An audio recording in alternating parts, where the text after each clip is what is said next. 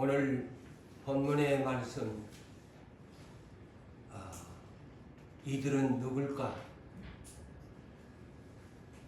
계시록 7장에 이미 지난주에 말씀을 드렸죠. 여섯째 인봉 개봉 후에 잠시 브레이크 타임이 걸렸다. 그래서 이 7장이 굉장히 중요한 그런 장이기도 합니다. 앞으로 풀어갈 일에 있어서 이 7장의 비밀을 이해하고 난 후에 이제 일곱째 인봉으로 가야만 합니다. 그러다 보니까 저 역시도 이 계시록을 연구하면서 이 7장이 대단히 중요할 뿐 아니라 난해한 그러한 문제가 있다. 그래서 이 난해한 문제를 어떻게 푸느냐, 이것이 숙제죠. 그래서 저는 이 본문을 가지고 앞으로도 4-5번이 아마 될 것입니다. 저는 성경적으로, 성경의 역사적으로 풀어볼 것입니다. 이 7장의 이 문제가 오늘날 신천지가 우리나라에 대단한 문제를 일으키고 있지 아니합니까? 14만 4천 명이 자기들이 모임의 단체를, 그 공동단체가 자기들이 14만 4천이라고 하면서 참 마귀의 역사가 대단하지요. 마지막 때는 거짓 선지자들이 많이 일어나서 많은 사람을 미혹한다는데, 이번에는 자기들이 자칭 말하는 수십만 명이 모여있는, 세계에 이르기까지 수십만 명이 모여있는 그러한 조직인데, 이 부산에만도 12지파 가운데 안드레 지파, 야고보 지파가 바로 이 부산 땅의 신천지의 지파에 속해 있다는 것을 상식으로 알면서 앞으로 이 7장의 본문 4절로 8절에 제가 다시 말씀을 드리지만 제가 4-5번을 강연을 할 것입니다. 여러분들이 잘 들으시고 이해를 하셔야 될 거예요. 그래서 본문의 핵심 키워드는 이스라엘 자손 12지파 중에서 14만 4천 명, 곧 이마에 도장을 받은 사람들, 곧 인침을 받은 자들이라고 기록되어 있습니다. 이마에는 어떤 도장인가? 하나님 아버지의 이름과 어린 양의 이름, 이 2개가 새겨진 것을 천사를 통해서 이마에 마지막 때에 도장을 찍게 된다는 비밀의 말씀입니다. 자, 이들을 문자적으로 볼 때에 이스라엘 민족 12지파 속에 문자적으로 보면 속한 자들로 기록되어 있습니다. 그래서 이 문제가 아주 오늘날 모든 지상교회가 풀어야 할 과제인데, 저는 감히 성령님과 함께 이 말씀들을 풀어가려고 합니다. 과연 문자적으로 볼 때 이스라엘 자손 12지파에서 14만 4천 명이 도장을 이마에 찍었다고 하는데, 과연 그렇게 보는 것이 타당한 것인가? 문자적으로 이스라엘 자손이다 그렇게 보는 것이 타당한가? 이들은 과연 누굴까? 우리가 또 저 견해를 여러분들과 함께 전하려고 합니다. 그래서 오늘은 그 첫 번째 시간으로 육적 이스라엘 민족에 대한 것을 먼저 알아야 됩니다. 그렇지 아니하면 문제가 생깁니다. 그래서 오늘 이 첫 번째 시간 속에서 육적 이스라엘 민족 그런 혈통에 해당되는 속한 사람들이냐?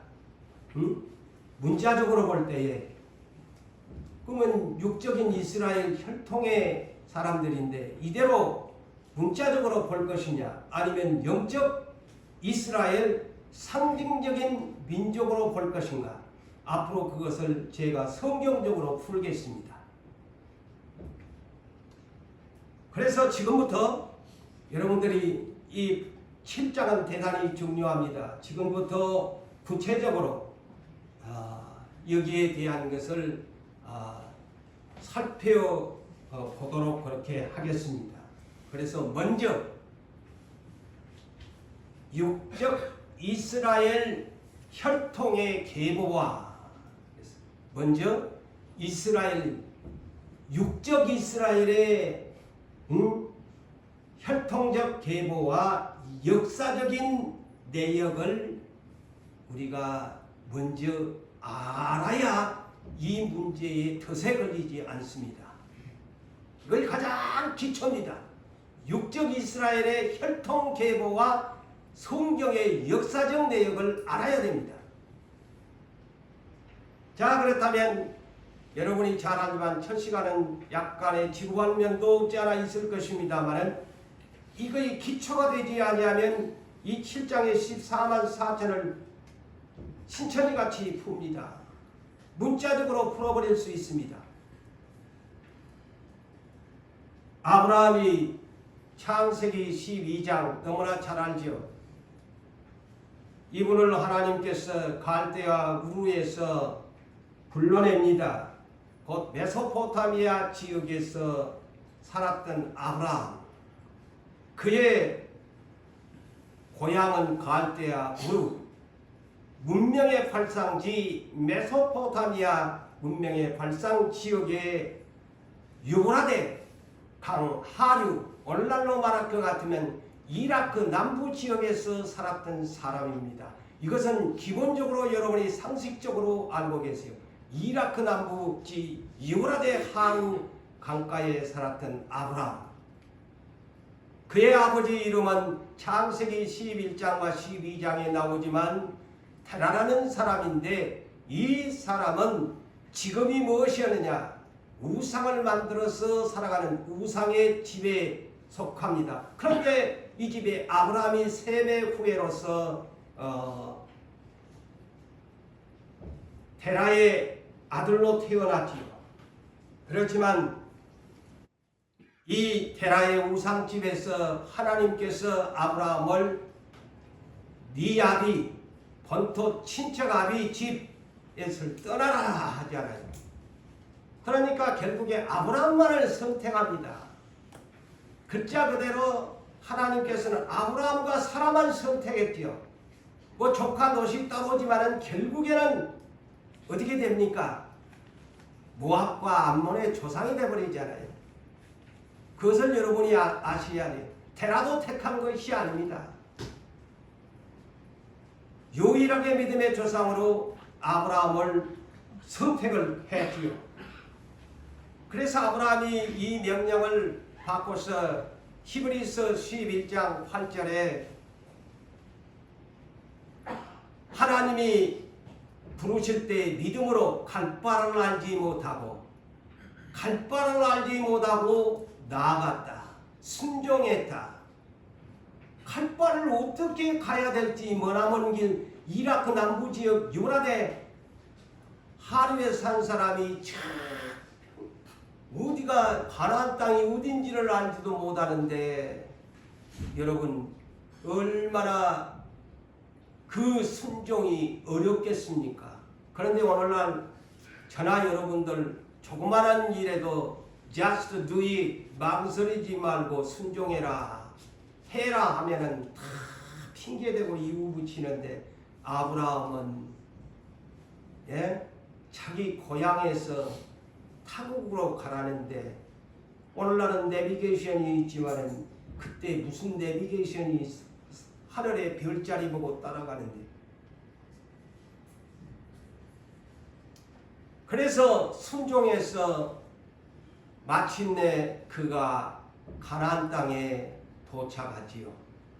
그런데 하나님이 10년이 넘어가도 그가 평생 죽을 때까지 무덤, 자기 마누라 죽어가지고 살아 죽어서 무덤 하나 돈 주고 산 것 위에 자기 땅 하나도 없었습니다.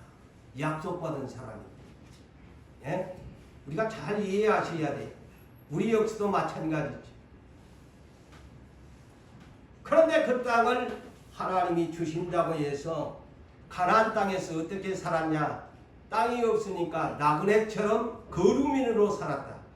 이리 가서 이사하고 저리 가서 이사하고 채빵살이의 인생을 아브라함이 물질적인 것은 부자였지만 땅의 소유를 가질 수가 없었습니다.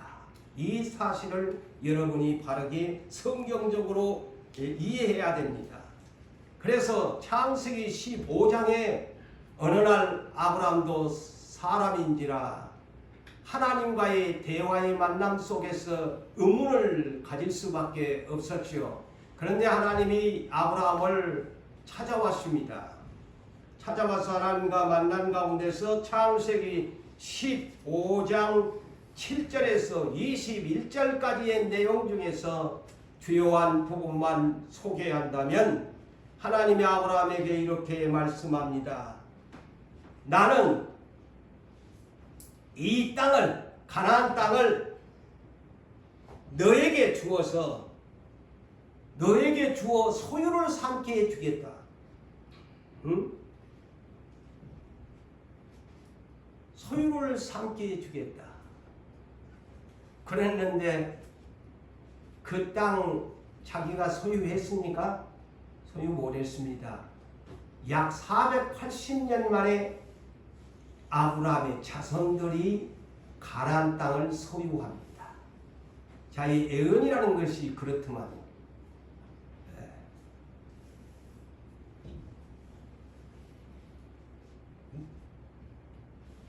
이 땅을 내게 주어 소유를 삼게 가려고 너를 갈대아인의 우르에서 이끌어낸 여호와다라고 하나님 당신 자신을 소개합니다. 그러니까 아브라함이 이에 대하여 이렇게 언급을 합니다. 내가 이 땅을 소유할 어떻게 이것을 이 엄청난 이 땅들을 내가 소유할 삼을 것을 무엇으로 알 수 있습니까? 징표를 보여달라고 합니다. 그러자 여호와께서 아브라함에게 지시합니다. 항상 하나님의 사람들은 하나님이 하라는 대로 해야 돼요.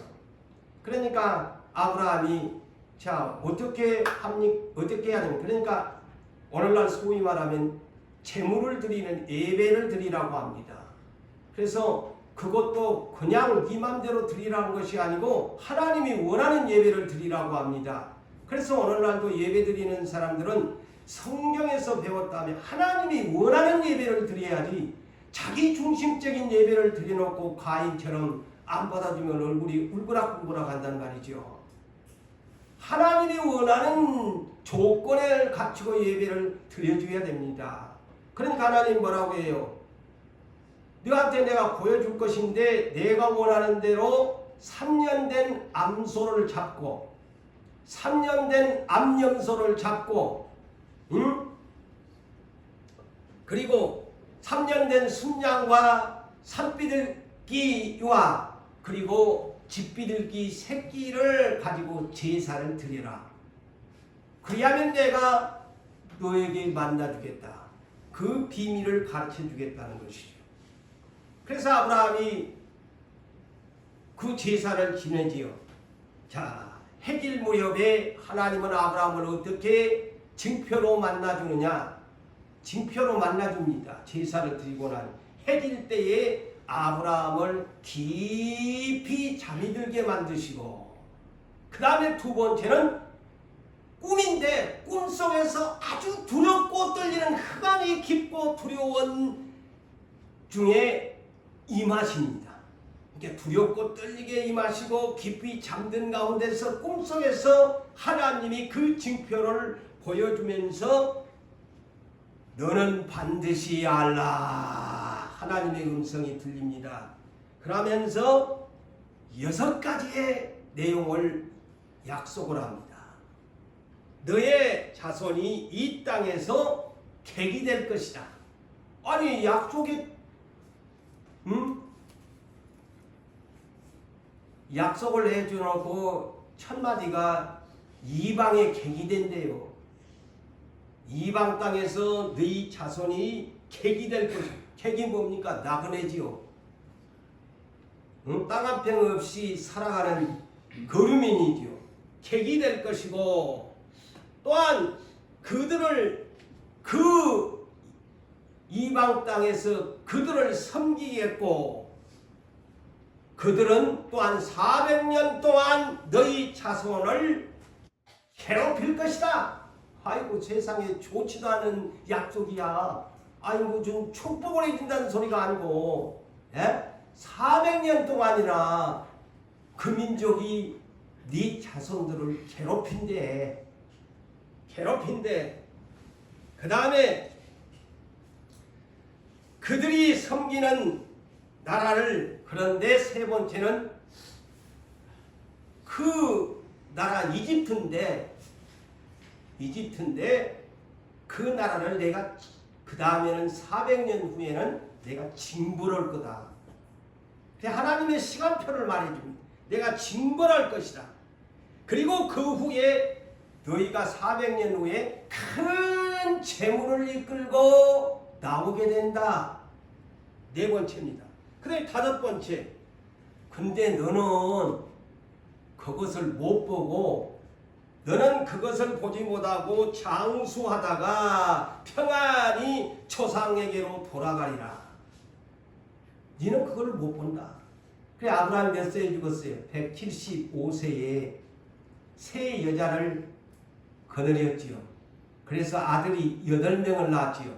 아브라함은 175세에 세 여자를 거느렸고 8아들을 낳은 아브라함이 175세에 장수하다가 하나님 말씀대로 죽게 됩니다. 그러면서 하나님이 6번째 약속이 뭡니까? 너의 자손은 4대 만에 이 땅으로 돌아오리라. 돌아온대. 보세요. 하나님의 시간표 400년의 시간표를 아브라함에게 제사를 드리고 나니까 가르쳐주지 않습니까? 그 약속의 언약이죠. 400년의 시간표예요. 4대 만에 이 땅으로 돌아오리라. 이는 400년이 왜 걸리느냐? 이는 아모리 족속, 가나안 땅의 아모리 족속이 죄가 아직 가득하지 않았기 때문에 그들이 죄가 가득할 때까지 나는 기다렸다가 그 아모리 족속 가나안 땅에 사는 족속을 다 심판하여 쫓아낼 때까지 기다려라. 그게 하나님의 시간표였습니다.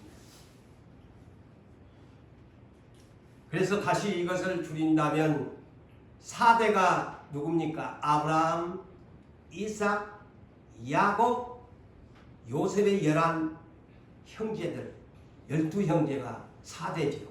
그때까지 객이 될 것이다.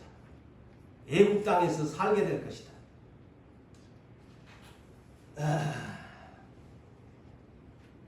그래서 하나님의 시간표의 계획, 방금도 아브라함에게 예배를 드리고 나서 가르쳐주는 아브라함은 보지 못하고 죽었죠. 그의 자손들이 이것을 얻게 됩니다. 자, 이 아브라함에게 말씀하셨던 것이 누구 때에 이 애국 땅으로 들어갑니까? 아브라함의 손자 야곱 때에 들어갑니다. 이 시간표대로. 그래서 하나님은 약속의 언약은 애언하는 대로 그대로 시간이 되면 이렇게 성경의 역사는 흘러갔습니다. 그래서 아브라함의 손자 야곱 때에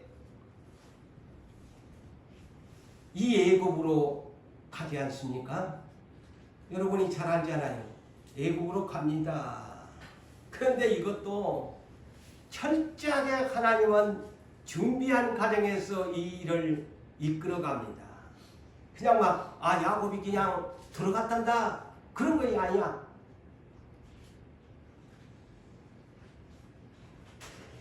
그래서 아브라함의 3대 손자였던 야곱이 누구를 낳았나요? 이삭이 쌍둥이를 낳았는데 그 야곱이 대표적인 인물이지요. 창세기 25장 보면은 이 쌍둥이 형제 가운데 야곱이 태어났지요. 그런데 하나님은 이 야곱을 통해서 이 역사적인 일을 만들려고 합니다. 그의 형 예수를 통해서 이 역사를 만들려고 하는 것이 아니고 벌써 하나님은 이 계획을 야곱을 통해서 이 역사를 만들려고 하나님의 시간표에 들어있는 것입니다. 그러니까 그래서 하나님이 야곱을 쓰기 위해서는 그 인간적인 모든 것을 다 버릴 때까지 그 시간표가 또 걸립니다. 사람이 연단을 받지 아니하고서는 하나님이 선택했으나 그 선택을 이루고 성취하는 과정에서는 연단이 필수적으로 따라온다는 거예요. 그러니까 야곱이가 하나님은 다 미리 그 어머니 뱃속 리브가 뱃속에서 내가 작은 자를 쓸 것이다. 앞으로 큰 자가 될 것이다. 이렇게 했죠. 어머니 뱃속에서 이미 하나님이 가르쳐 주었죠. 그런데 이제 야곱이가 나오자마자 이기는 굉장히 이 세상 말로 하면 잔머리의 기재지요. 머리가 막 평평 돌아가는 사람 아닙니까?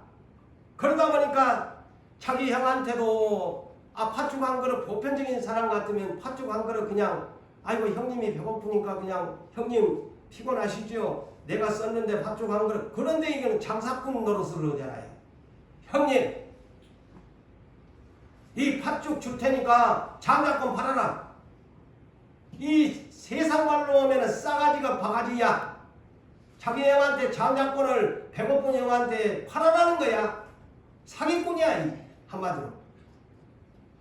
장사꾼이지. 그러니까 아이고 이까지는 내가 배고픈데 한 그릇 식물 이까지는 건 뭐냐. 장자의 명분을 첫 번째 팥죽 한 그릇으로 장자의 명분을 산 탁월한 참 비즈니스에 탁월한 야곱입니다. 응? 그리고는 자기 어머니와 함께 두 번째는 변장을 해가지고 얼마나 못된 짓을 합니까? 아버지 이삭이 그때 나이 180세 이삭이 죽었는데 이 사기를 칠 때가 160세 가량 돼요. 네. 20년 후에 야곱이 돌아올 때에 아버지가 살아있었거든. 그러니까 이삭이 160세 되던 때 눈이 늙어가지고 벌써 눈이 캄캄해갖고 안 보여. 오늘날 소위 말하면은 보지 못하는 맹인이 된 거야. 그러니까 아버지를 속이고 여기에다가 털을 붙여가지고 또 두 번째 비즈니스를 오잖아요. 그래가지고 그냥 야곱의 자기 형의 흉내를 다 내가지고 축복 기도를 그냥 다 뺏어버리잖아요. 이 일로 인하여 하나님의 계획은 이 사람을 사기쳤다고 버립니까? 인간 장사꾼인 이를 하나님이 쓰기로 작정했으니까 모세처럼 이 사람도 연단을 시켜버리잖아요. 연단을 시켜버립니다. 도망자가 되게 합니다. 형이 이것을 알고 가만둡니까? 죽이려고 하지요. 왼수놈이지요. 그러니까 어디로 가? 애갓집으로 도망가잖아. 그래서 그런데 하나님이 이 사람을 선택했다 보니까 도망가는 이삭을 베델에서 만나주지 않습니까? 그게 하나님의 은혜라. 이 사기꾼인데 하나님이 내버려 두지 아니하고 베델에서 돌 베고자 하는 이 사람을 하나님이 만나주잖아요. 응? 만나줍니다. 그러니까 와이고 하늘 문이 열려지고 그냥 천사가 그냥 사다리로 오르락내리락하는 막 하늘 문이 열려진 것을 보고 막 감동을 받아가지고 그냥 잠에서 깨어나서 자기가 중요하게 지고 가는 기름이라 이런 것은 어디를 그런 지역에서 가면 필수적인 건데 기름을 그냥 돌기둥에다 부어가지고 이것이 하나님이 나를 만났으니 하나님의 집이 될 것입니다. 그리고 하나님께 서원하기를 뭐라고 합니까? 내가 다시 애갓집으로 갔다가 우리 집으로 다시 돌아오면은요, 그때 본 그 10분의 1, 11조 내가 반드시 내겠다고 소원까지 한 야곱이 됩니다. 그러니 야곱은 하나님과의 비즈니스도 잘하잖아요.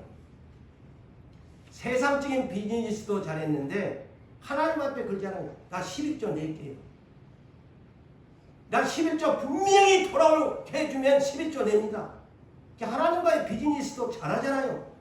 이런 사람을 써요, 하나님이. 11조 빼질 아까워서 안 낸 사람, 하나님과의 비즈니스가 제로야. 11조 잘 낸 사람은 하나님과의 비즈니스를 잘하는 사람이에요. 왜? 말라기 3장에 약속을 했기 때문에. 그게 비즈니스예요. 영적 비즈니스.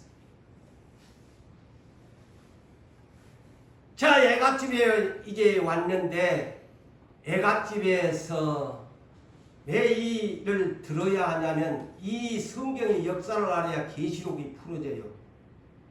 근성으로 넘어가다가 신천지 같이 된다니까. 자, 애갓집이 왔는데 애삼촌이 밑에서 일을 하잖아요. 그런데 애삼촌이 나중에 장인이 돼. 그때 시대에는 이렇게 혈족의 관계가 결혼을 합니다. 그래서 이 애삼촌이 이제 장인이 되는데, 아니 애삼촌에게 두 딸들이 있어요. 레아하고 라헬이라는 여인이 있어요. 응? 그러니까 이들을 촌수로 따지면 애사촌이지, 애사촌 누이들이지. 애사촌 누이들이야. 그런데 마누라가 되지 않아요. 그걸 이 성경의 이 기록을 그렇게 여러분이 이해하세요. 그런데 나중에 20년 후에 부자가 되고, 어째요? 부자가 되고 아주 그냥 금이 환영합니다. 야곱이가 20년 후에는요, 13자녀를 이끌고 고향 땅에 금이 환영하잖아요. 자, 그런데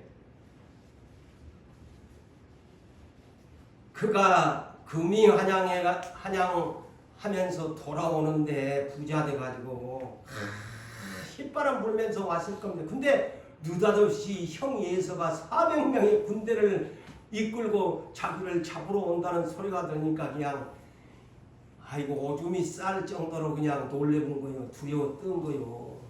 그러니까 온갖 그때만 해도 또 이놈의 비즈니스에 능한 사람이다 보니까 온갖 방법을 다 술수를 쓰잖아요. 형이 오면 이쪽으로 피할까 이쪽으로 피할까, 형한테 선물을 줬다가 얼마나 줬다가 이쪽으로 가면 이쪽으로 가고, 온갖 방법을 가족들을 줄을 세우면서 방법을 하지만 결국에 그 인생 하나님 앞에서 납작호가 약복강에서 되지 않습니까? 하나님이 쓸 사람은요, 이런 사람은 언젠가는 납작호가 돼. 하늘에서 그냥 계란 하나 던져놓은 그냥 확삭 수박 하나 던지면 확삭 깨진 것처럼 야곱이도 그 비즈니스가 능한 사람이었지만 약복강 앞에서는 도무지 자기의 능력을 발휘할 수 없어서 납작호가 됩니다. 그래서 그가 방법이 하나밖에 없었어요. 하나님만 의지하는 것. 그래서 다 내려놓지 않아요. 그 비즈니스의 방법을 다 내려놓습니다. 그래서 밤새도록 하나님이 보낸 천사와 영어 번역은 우리는 씨름으로 되어 있는데 영어 번역은 네슬링입니다. 네슬링. 네슬링으로 번역되어 있습니다. 서양에서는 네슬링이라고 하지요. 네슬링. 이 밤새도록 네슬링을 하는 거야. 천사와.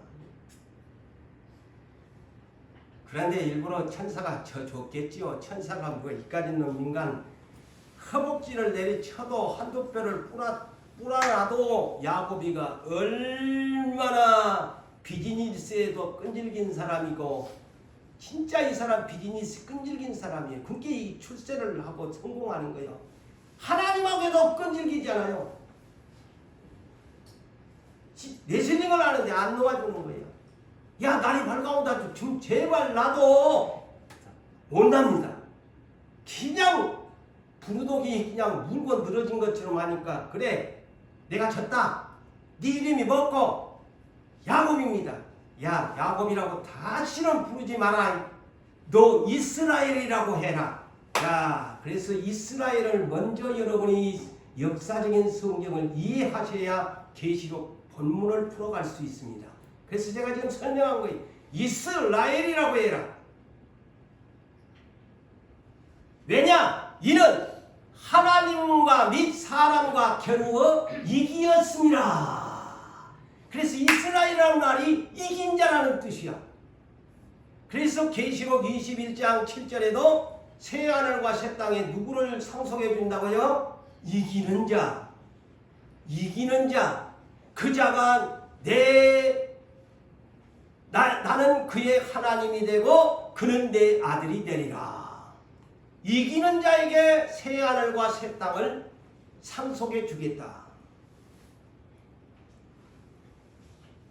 그런데 창세기 35장 10절에도 드디어 야곱이 이제 형과의 문제도 다 해결하고 약복강에서 승리하고 이스라엘의 이름을 가지고 자기가 도망가던 때 베델에서 서원했던 그 베델로 와가지고 하나님께 제사를 드릴 때에 하나님이 나타나서 하나님이 직접 네 다시는 야곱이라고 하지 말고 이스라엘이라고 부르리라 약속합니다. 그래서 하나님이 두 번씩이나 이스라엘이라고 이렇게 이름을 개명시켜 줍니다. 그래서 이는 이스라엘의 아버지입니다. 물론 아브라함이 믿음의 조상이지만 이스라엘의 아버지는 누구냐면 이 야곱입니다. 그러므로 이긴 자. 그래서 계시록에는 영어 번역이 항상 이기다의 이 번역에는 overcome이라는 단어를 씁니다. 극복하다, 이겨내다 그런 뜻이죠. overcome. 이런 사람만이, 극복해낸 사람만이, 어떤 시련에도 이겨내는 사람만이 이스라엘이라는 이름을 붙여주게 됩니다. 자, 원래 야곱이 쌍둥이였는데 형 발 뒤꿈치를 잡고 태어났다고 해서 야곱이에요. 야곱이 이름이 뭐냐? 발 뒤꿈치 잡고 꼬랑지 잡고 따라오는 사람이라는 말 아닙니까? 쉽게 세상 말로 하면 꼬랑지 잡고 따라 나온 사람이야. 근데 선두가 된 거야. 먼저 된 사람이 된 거야. 승리자가 된 거야. 자, 그렇다면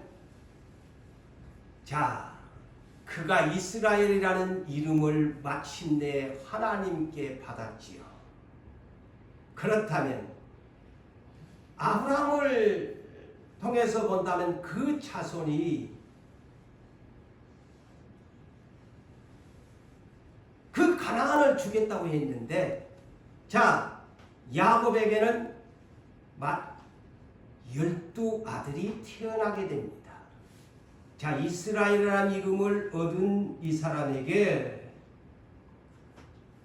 12아들이 태어납니다. 이는 창세기 35장 23절에서 26절을 참고하시기 바랍니다. 자, 이 야곱에게는 애삼촌에게 가가지고 장인이 됐는데 애삼촌이 내 여자를 얻게 됩니다. 자, 그래서 첫 번째 조강지처가 누구냐면 레아라는 여인입니다. 레아라는 여인이었어요. 큰딸이지요. 그런데 이 사람에게서 이스라엘 12지파에 몇 명이 나왔을까요? 이것을 또 여러분이 아셔야지. 이 계시록을 풀어가면. 자, 큰 자 누벤, 그 다음에 시므온, 그 다음에 셋째 네이, 넷째 유다, 그 다음에 이사가, 그 다음에 스불론, 6명을 레아가 출생합니다. 그리고 하나 더 보너스가 누구냐? 아들이 12인데 딸이 레아에게서 디나라는 딸이 나옵니다.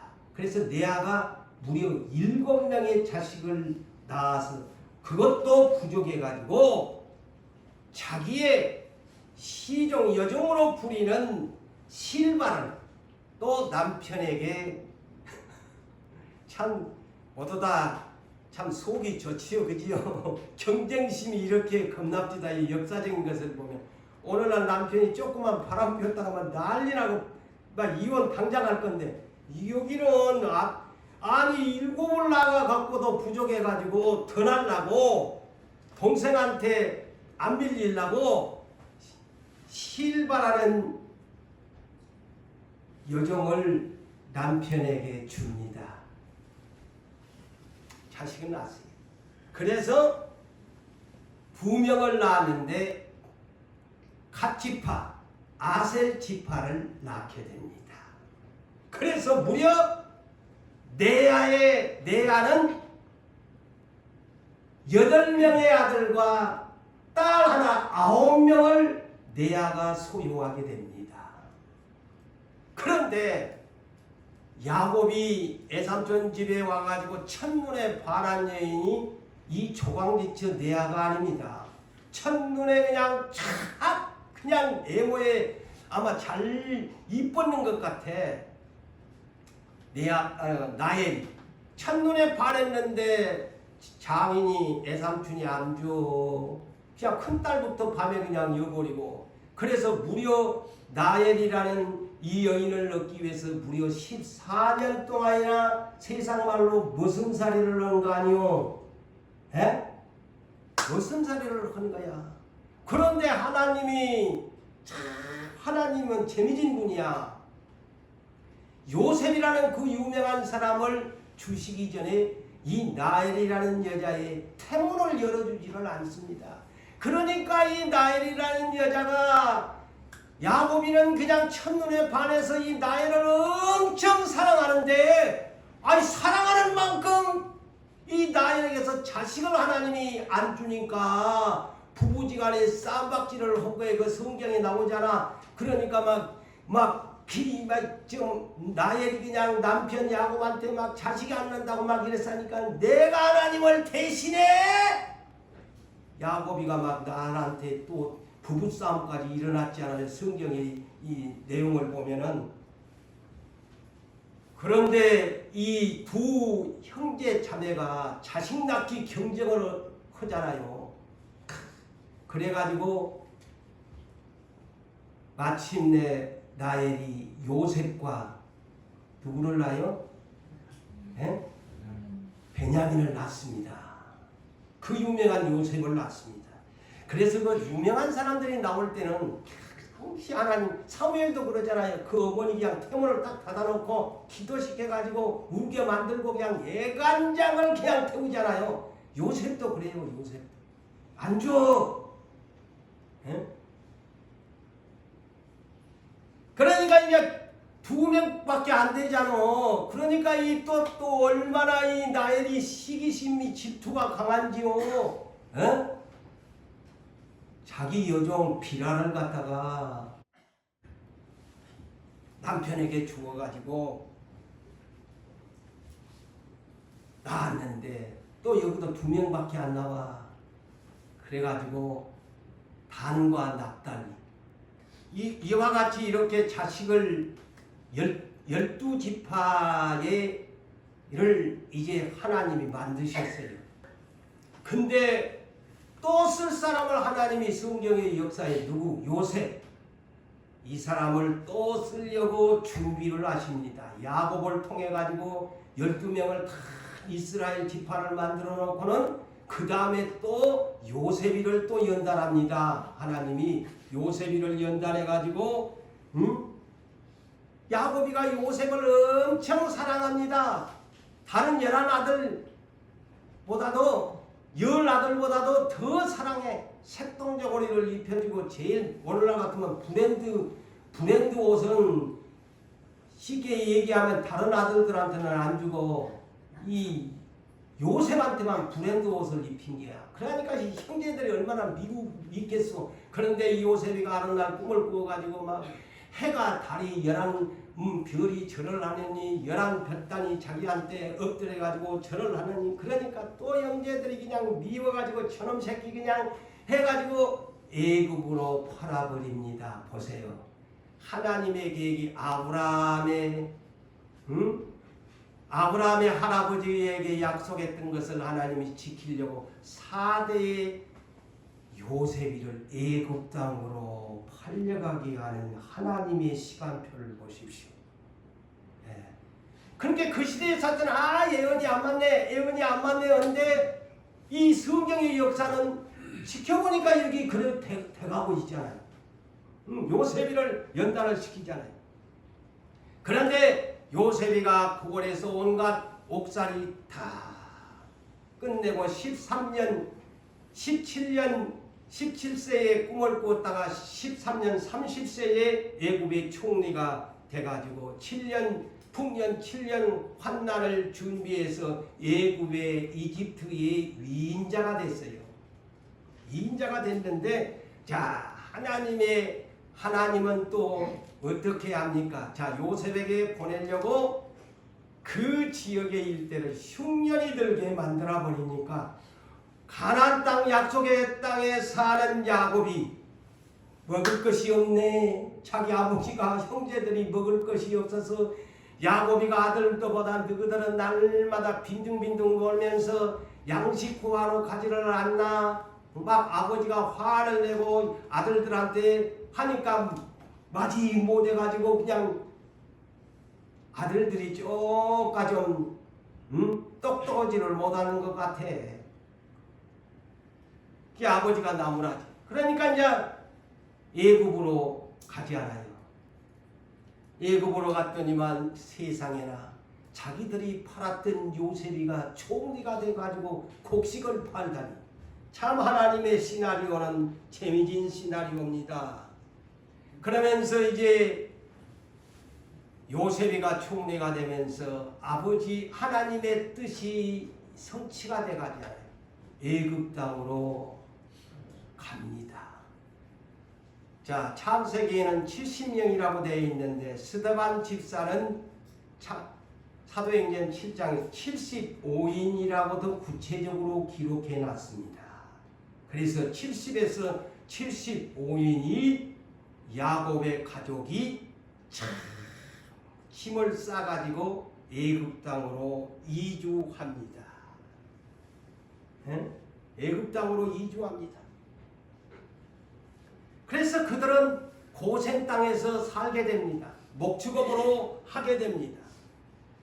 그런데 이들이 얼마나 하나님이 복을 주셨든지 75명이 갔는데 이 75명이 그냥 막 하나님이 그냥 산풍인가를 만들어 줘가지고 막 순풍 오니까 막 날이면 날마다 막 그냥 막 아들이 그냥 막 잘 나오니까 이 민족이 그냥 수백만이 돼본 거야. 수백만으로 그냥 번성해 본 거야. 75명이 가가지고 수백만 명이 돼버린 히브리 민족이 돼버린 것입니다. 그러니까 어느 날 바로왕이 어머나 이거 큰일 났네. 우리가 도리어 쫓겨나게 생겼네. 이대로 두면 안 되겠네. 여봐라 신하들을 불러가지고 앞으로 히브리 민족 저 야곱의 이스라엘 민족이 태어나면 사내 아이는 모두 다 죽여버려라 했는데 그때 난세의 모세가 태어났지 않아요. 자 요셉을 준비해가지고 그대가 430년 번성시키더만 때가 되니까 이제 4대 만에 나온다고 그랬잖아요. 아브라함은 모세를 준비하잖아요. 모세를 준비해가지고 모세가 이스라엘 민족을 이끌고 자 근데 하나님이 모세를 보낼 때 그래서 참 믿음이라는 것이요. 이번에도 그런 말씀을 수요일날 성령께서 하셨던 말씀을 저도 들었습니다. 믿음이라는 것이 뭐냐. 저는 그래서 그 소리가 굉장히 머리를 쳤어요. 믿음이 뭐냐. 성령님 뭐라고 했냐. 사람이 할 수 있는 것은 믿음이 아니다. 사람이 할 수 없는 것을 하나님이 하심을 믿는 것이 믿음이다. 사람이 할 수 있는 것은 믿음이 아니다. 사람이 못하는 것을 믿고 의지하는 것이 하나님의 능력을 믿는 것이 바로 하나님 하실 수 있다. 이것이 믿음이다. 근데 모세 80세에 그 형 83세의 아론과 함께 뭐 있었나요? 모세 손에 지팡이 하나 만들고 바로왕에게 보냅니다. 참 그것을 보니까 아무것도 없는데 지팡이 하나만 주면서 가라는 거예요. 그게 하나님의 능력이죠. 그래서 출애굽을 시킵니다. 75인이 갔는데 수백만 명이 인구가 됩니다. 어린 나이로부터 여자들은 개수에 들지 않았죠. 군대가 20세 이상 남자만 60만 명이 넘었어요. 우리나라의 군대 그런 지난날의 수준이었죠. 요새는 그렇게 60만이 우리나라 군대가 아니답니다. 숫자가 틀어져가지고. 그래가지고 광야교회가 시작됩니다. 잘 들으세요. 광야교회가 시작됩니다. 구약에는 광야교회가 없는데 스데반 집사님은 이 광경을 광야교회라고 사도행전 7장에서 소개합니다. 광야교회가 최초에 시작됩니다. 그런데 시내산에서 모세의 율법을 받아서 하나님이 성막을 지어라, 이제부터 예배를 드려라 해가지고 성막 중심의 생활로 그들을 만드는데, 자, 성막 중심을 어떻게 하느냐 잘 들으세요. 이스라엘의 12지파를 세 지파씩 나누어서 동서남북으로 성막을 중앙에 두고 사방으로 세 지파씩 나누어서 광야교회 생활을 하게 하십니다. 그것이 이스라엘 12지파의 첫 광야교회의 시작입니다. 그러니 오늘 잊지 마셔야 됩니다. 이 광야교회의 비밀인 거예요. 그러면서 오늘 또 본문에도 보세요. 누벤이 장자인데 누벤이 안 나오고 유다지파부터 인침을 받는 순서가 나오죠. 유다지파가 12,000이라. 유다지파가 항상 왜? 예수님의 계보에 든 지파이기 때문에. 저는 그래서 이 단어 하나하나를 지금 섬세하게 보면서 계시록을 풀어갑니다. 유다 지파가 선두에 나오잖아요. 그런데 광야교회 때에도 언제나 유다 지파가 선두 주자입니다. 그리고 기수가 됩니다. 자, 그리고 나서 이 광야교회로부터 이스라엘 12지파가 시작이 되면서 모세가 120세에 죽고 나서 여호수아가 이제 그 후계자가 되어서 2세들을 데리고 가나안 땅에 요단강을 건너서 드디어 아브라함에게 약속했던 땅으로 들어갑니다. 그곳에서 여호수아서 14장에서 18장까지를 보면은 12지파가 다 제비 뽑아서 땅을 분배받습니다. 자, 가나안 땅에 12지파별로 땅을 분배받습니다. 이것도 여러분들이 성경의 역사를 알아야 됩니다. 12지파가 가나안 땅에 땅을 분배받았다.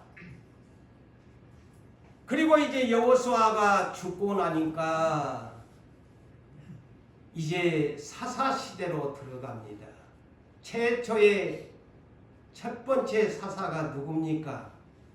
갈렙의 아우 그나스. 갈렙의 아우 이름이 그나스인데 또 그 그나스의 아들이 온니엘. 그러니까 갈렙의 그 유명한 갈렙의 조카가 초대 사사가 됩니다. 상식적으로 알아놓으세요. 이스라엘 가나안 땅에 정착해서 초대 사사가 누구냐? 갈렙의 조카 온니엘이다. 그러면 이 사사 시대의 마지막 사사가 누구냐? 사무엘 선지자지요. 이런 정도는 상식적으로 성경의 역사를 여러분들이 알고, 자, 사무엘이 이제 사사를 끝내고 드디어 왕정시대로 들어갑니다. 자, 왕정시대로. 초대 왕이 사울왕 누구 지파입니까? 베냐민 지파입니다. 베냐민 지파의 왕이 초대 왕이 됩니다. 그런데 두 번째 왕은 다윗인데 다윗 왕은 유다 지파입니다. 그 지파를 여러분들이 알아야 돼요. 성경의 역사를. 다윗이 그런데 유다 지파를 7년 6개월을 헤물어내서 유다 지파만 다스리는 하나의 적은 왕으로서의 등극을 합니다. 그러다가 이스라엘 12지파를 다스리는 통일왕국 이스라엘 해서 33년, 그래서 총 40년 6개월을 다윗이 통일 이스라엘을 12지파를 다스리면서 갑니다. 그가 떠날 때에도요 12지파에 대한 모든 네 지파에 이르기까지 철저하게 지파별로 그것을 해놓고 갑니다. 그런데 그의 아들 솔로몬 때문에 이스라엘이 미움을 받게 됩니다. 솔로몬은 엄청난 부귀영화를 전무후무한 사람인데 가장 부귀영화의 1인자지만 또 부패의 타락의 1인자가 누구냐? 솔로몬입니다. 다 타이틀을 갖고 있어요. 이 사람이 여인들에 대한 부패 타락이 크지요. 열왕기상 11장을 보면요, 첩이 300명이요, 후궁이 700명이요, 1000 여자를 거느린 사람입니다. 그러니 얼마나 타락한 사람입니까? 첩이 300명, 후궁이 700명, 1000명의 여인을 거느린 솔로몬입니다. 그래서 그 여인들의 등살에 나이 늙어가지고 우상까지 다 끌어들여 이스라엘을 개판을 만들어 버립니다. 그래서 하나님이 나타났지요. 자, 처음에 참 1,000번째를 드릴 때 한 번 만나주었지요. 참 기회를 구하니까 마음에 들었어요, 하나님. 근데 하나님이 속아버리잖아요. 결국에 하나님이 처음에는 진짜 네 부귀영하다는 거, 두 번째 만날 때는 언제 성전 건축 봉헌식 때 하나님이 나타나가지고 또 네 앞으로 내 말을 거역하면 네 이렇게 된다, 내 말 들어야 돼. 세 번째에 나타나서는 하나님이 돕니다. 제가 전번주에 기회를 놓치면 후회하지 마라. 소용없다. 세 번째 하나님이 나타나서는 네 지난날에 네 두 번 만나줄 때 다 경고를 네 무시했다. 그러면서 열왕기상 11장에서 이 보게 되면 나는 이 나라를 빼앗아 가지고 네 신하한테 줄 것이다. 네 신하한테 줄 것이다.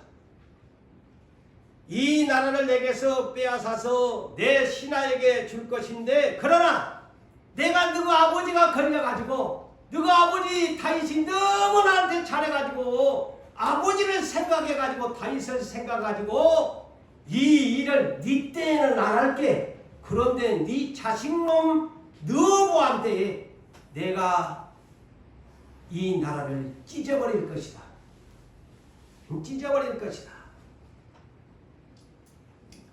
참 무서운 얘기죠. 그래서 만나줄 때, 말씀 줄 때 잘해라는 것이죠. 솔로몬이 세 번째 아웃입니다. 네? 솔로몬이 세 번째 아웃입니다. 그래서 기회가 그렇게 많은 거 아니에요, 인생에게. 사울왕도 두 번 기회 줬는데 안 하니까 그냥 세 번째 끝내버리잖아요. 그런데 오늘날 우리는 배짱이 너무너무 두둑하거든요. 현재 이게 하나님이 어떤 막 벼락을 때리고 막 일이 안 하니까 그냥 세상 말로 경외심이 없어졌어요.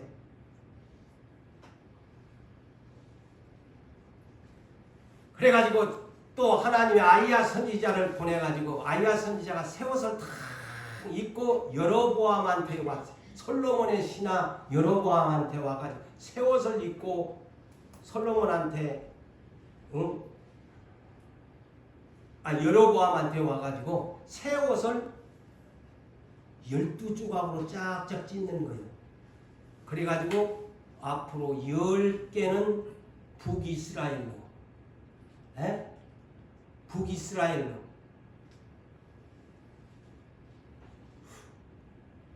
두 개는 유다와 베냐민.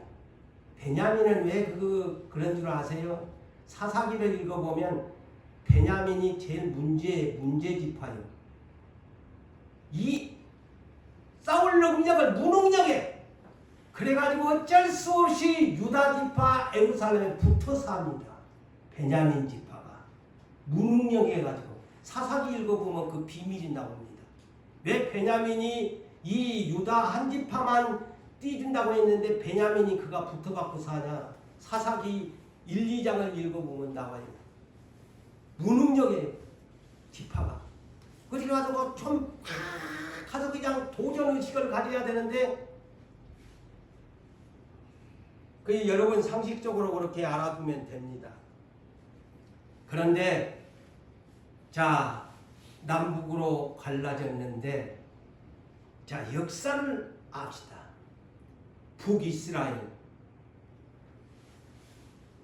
BC 721년에 아수르에서 완전히 멸망당합니다. 자, 이 끝자락을 잘 들으십시오. 북이스라엘 10지파가 BC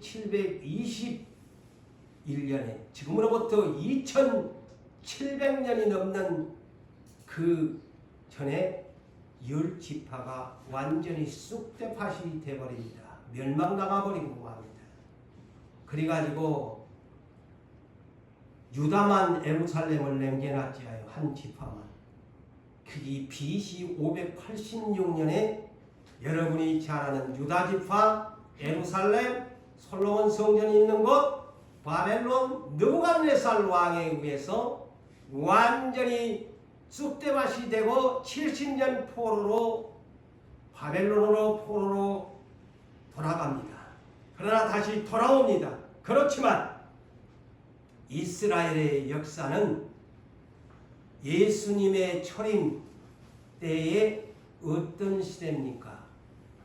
로마 정권이 식민지 아래에 있는 유다입니다. 그러면 이스라엘 12지파가 있었을까요? 자, 그래서 이거를 여러분이 시간이 가도 잘 들으라는 것이죠. 예수님이 초림하셨을 때 유다지파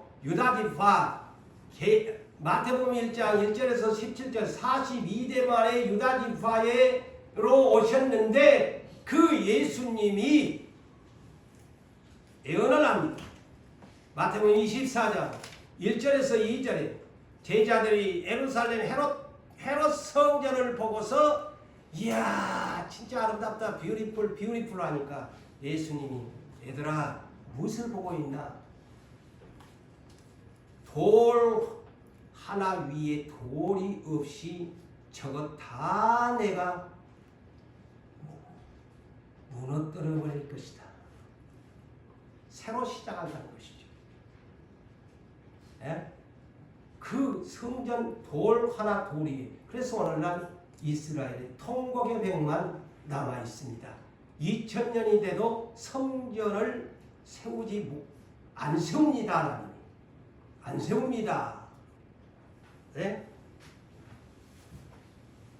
그렇다면 우리가 결론적으로 우리가 오늘 첫 번째 시간인데 이 본문에 이스라엘 자손 문자적으로 이스라엘 12지파가 과연 현재와 미래에 진행될 수 있는 그런 12지파가 이마에 인침을 받을 수 있는 것이 가능성이 있나? 이스라엘 자손의 지파가 지금 존재하지 않는데 이것을 먼저 상식적으로 이해하면서 그 다 무너져 버렸습니다. 이미 BC 721년경에 이스라엘 자손은 세계 디아스포라로 다 흩어져 버렸고 물론 그들의 혈통들은 경우는 지금 여기에 본문에 어디 지파에서 12,000명 12,000명 그렇게 할 수 없습니다.